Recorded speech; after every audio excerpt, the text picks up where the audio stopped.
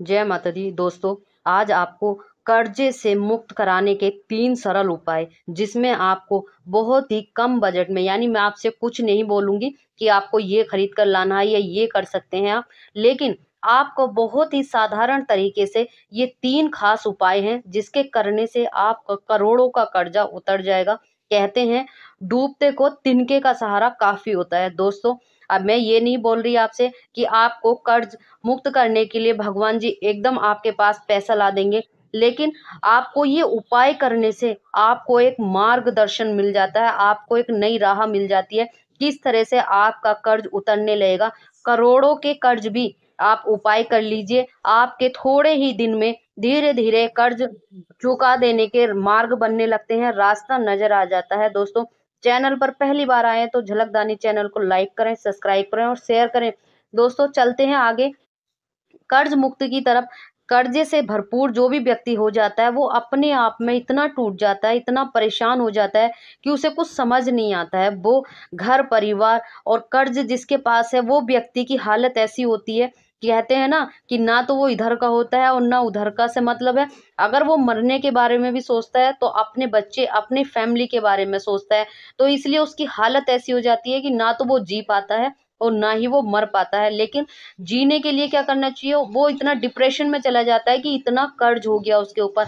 लेकिन कर्ज होगा कैसे, ये आपको पहले विशेष ध्यान रखना। अगर आपने कर्ज लिया है तो आपको सबसे पहले कर्ज पर ध्यान रखना चाहिए कि आपने जिस भी बैंक से कर्ज लिया है उसकी ब्याज दर क्या है और आप कितनी आपके कमाते हैं, किस हिसाब से आप अपना कर्ज उतारेंगे। अगर इस भंवर में फंसते ही चले गए आप, नहीं उतरने का रास्ता आ रहा, तो आपको मंगलवार के दिन, कहते हैं हनुमान जी तो संकट मोचन बालाजी हनुमान जी हैं, वो तो सबके संकट हर लेते हैं, किसी भी प्रकार का हो। और वो तो शिव जी के जो 11वां रुद्र हैं, कहते हैं अगर शिव जी ने ही उनको आशीर्वाद प्रदान किया कि वो कलयुग के संकट मोचन हनुमान जी के नाम से जाने जाएंगे, तो वो आपके सारे संकट दूर करेंगे। दोस्तों, मैं ज़्यादा लंबा समय आपको नहीं बता रही हूँ और आपको बहुत ही कम समय में करने से काफ़ी फ़ायदा पहुँचेगा। आपको दर्शन मिल जाएगा, मार्गदर्शन जिसको बोलते हैं।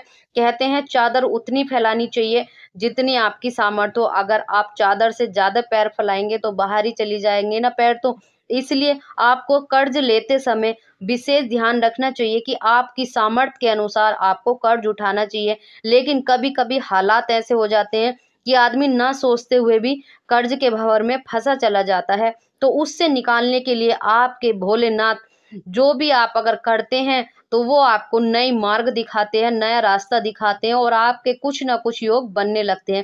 कहते हैं कर्जा क्यों हो जाता है? कर्जा जो है वो किसी कारणवश नहीं होता है, ज़रूरत आदमी सोच समझ कर नहीं करता है कि मैं कर्जा कर लूँ, लेकिन वो वशीकरण एक वस्तु निगेटिव ऊर्जा के कारण या शनि का दोष का हो या साढ़े सती का हो, किसी भी कारण सबका अपना-अपना मानना है, सबके अलग-अलग। लेकिन मंगल दोष के कारण और शनि दोष के कारण ये हमारे ऊपर ग्रहों का चक्र होता है, जिसके कारण हम लोग इसमें फँसते ही चले जाते हैं। तो आइए चलते हैं, पहले रेमेडी कौन-सी है? आपको मंगलवार के दिन कुछ नहीं करना है दोस्तों, सिर्फ़ और सिंपल और साधारण सा तरीका है, आपको त्रीम लिखना है। त्रीम, त्रीम शब्द जो है आपको एक पान के पत्ते पर रोली से लिखना है त्रीम। त्रीम लिखने के बाद आपको अपनी ही पूजा में शुक्रवार के दिन त्रीम लिखकर 108 बार ओम भगवते वासुदेवाय नमः, ओम भगवते वासुदेवाय नमः का जाप करना है 108 बार। आपको शुक्रवार के दिन, दोस्तों आपने ध्यान से सुना, इसमें आपका कोई भी पैसा नहीं लगने वाला है। सिर्फ आपको एक पान खरीदना है। 1 रुपए का पान तो आप खरीद ही सकते हैं ना। कहते हैं कि जिसके पास खुद इतना कर्जा है वो ज़्यादा कहाँ से लेकर आएगा। मैंने इसीलिए सोच के ही आपको बताया है और ये बहुत ही खास और कारगर ये बीज मंत्र है वशीकरण का, जो आपको इस भंवर से निकालने में आपकी एक नए मार्गदर्शन कराएगा।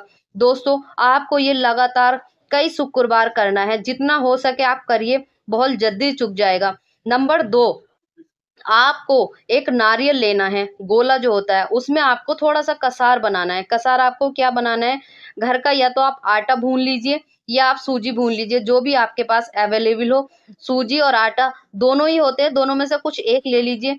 वो आपको 1 चम्मच देसी घी डालकर भूनना है, जैसे हम पूर्णमासी का कसार बनाते हैं। भूनने के बाद आपको थोड़ी सी शक्कर मिलानी है और उस प्रसाद को आपको उस गोले के अंदर भरना है। जैसे हम सामग्री भरते हैं उस प्रकार आपको उस गोले के अंदर भरना है। और आपको बरगद के पेड़ के नीचे मंगलवार के दिन आपको बरगद के पेड़ के नीचे जाना है, सूर्य अस्त होने से पहले दोपहर के बाद। आपको वहां जाकर बरगद के पेड़ के नीचे थोड़ी सी मिट्टी खोदनी है और उसमें दवा देना है। अगर आप नहीं दबा सकते हैं तो आप ऐसे ही बरगद के पेड़ के नीचे रख के और अपना मत्था जो है बरगद के पेड़ पर मत्था जरूर टेकिए और वहां से माँ लक्ष्मी का नाम लेकर आप चले आइए। दोस्तों, अगर आपने ये 1-2 मंगलवार किया तो आपका कर्ज चुकने लगेगा। नंबर 3, आपको मंगलवार के दिन तो आपने ये किया ही, लेकिन आपको कितने मंगलवार करना, मैं 11, 21 या 5 या 7 या 4 नहीं बताऊंगी आपको। सिर्फ आपको सामर्थ्य के अनुसार 1, 2, 3 आपको अगर लगातार 4-5 बार आप कर लेते हैं तो बहुत अच्छा है, नहीं तो अपनी सामर्थ्य के अनुसार 1-2 मंगलवार आप कर सकते हैं। इसमें आपको ज्यादा खर्चा भी नहीं आएगा। नंबर 3, आपको सोमवार के दिन 1 लोटा जल लेना है और वो जल आपको कैसा लेना है, वो घर का अपने नल का जल लेना है आपको। उसमें थोड़ा सा गंगा जल डालना है और उसमें थोड़ी सी चीनी या आप गुड़ डाल सकते हैं। 1 लोटा जल लेकर आप मंगलवार के दिन शिवलिंग पर जाना है आपको और वहां जाकर अगर हो सके आपको तो कच्चा दूध गाय का अगर आपको मिल जाता है तो बहुत ही अच्छा है, लेकिन कच्चा दूध आप किसी भी स्टील के या किसी भी पात्र में और ले जा सकते हैं, तांबे या पीतल के आपको नहीं लेकर जाना है।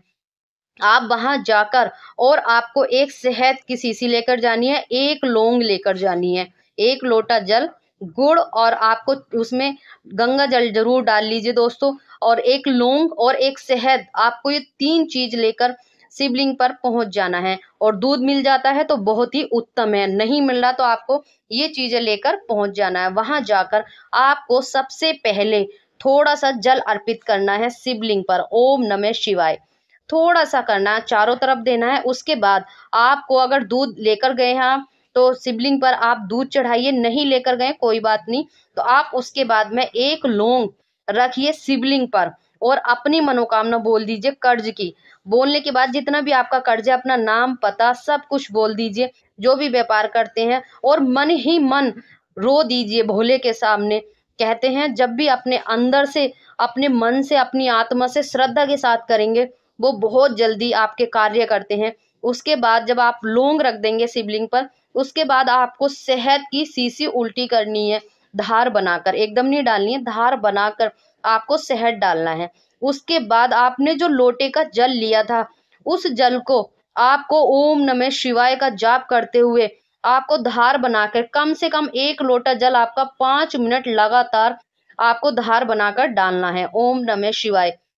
दोस्तों, अगर ये नहीं कि आप बहुत जल्दी डाल के और हो गया, अगर आप ऐसा करना चाहते हैं कि 1 सेकंड में आपने जल उल्टा किया और आ गए, तो आप बिल्कुल भी इस उपाय को मत करना। ये बिल्कुल भी पैसे का उपाय नहीं है दोस्तों आपके, लेकिन आप श्रद्धा से करेंगे तो आपके बिगड़े काम बन जाएंगे, आपका करोड़ों का कर्ज भी होगा ना, गारंटी के साथ 100% भोलेनाथ दूर कर देंगे। लेकिन श्रद्धा से करिए, आपको 2 सोमवार करने के बाद ही आपको दिखने लगेगा कि आपका कर्ज जो है वो धीरे धीरे चुकने लगा।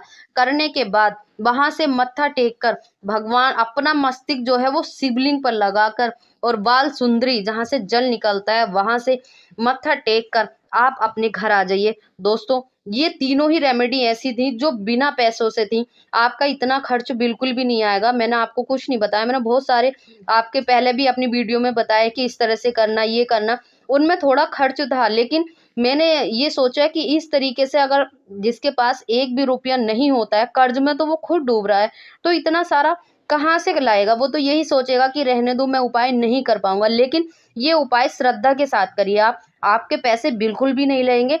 लेकिन अगर आप श्रद्धा से करते हैं तो भोलेनाथ आपके करोड़ों के कर्ज भी दूर कर देते हैं। फिर कुछ अलग, फिर कुछ नया लेकर आप लोगों के बीच आती हूँ दोस्तों। लेकिन कमेंट बॉक्स में ओम नमः शिवाय अवश्य लिखिए। अगर आप ऐसा लिखते हैं तो जितनी बार आप लिखेंगे, सुनेंगे, बोलेंगे तो आपके कष्टों का अंत होगा, आप दुखों से दूर रहेंगे, आपके इर्द गिर्द दुख आने भी नहीं देंगे। कहते हैं भोले तो भोले हैं और वो बहुत ही जल्दी अपने भक्तों से प्रसन्न हो जाते हैं, इसलिए वो आपके सारे संकट हर लेंगे, आपके सारे दुख दूर कर देंगे। तो दोस्तों कमेंट बॉक्स में ओम नमः शिवाय अवश्य लिखना, और तब तक के लिए जय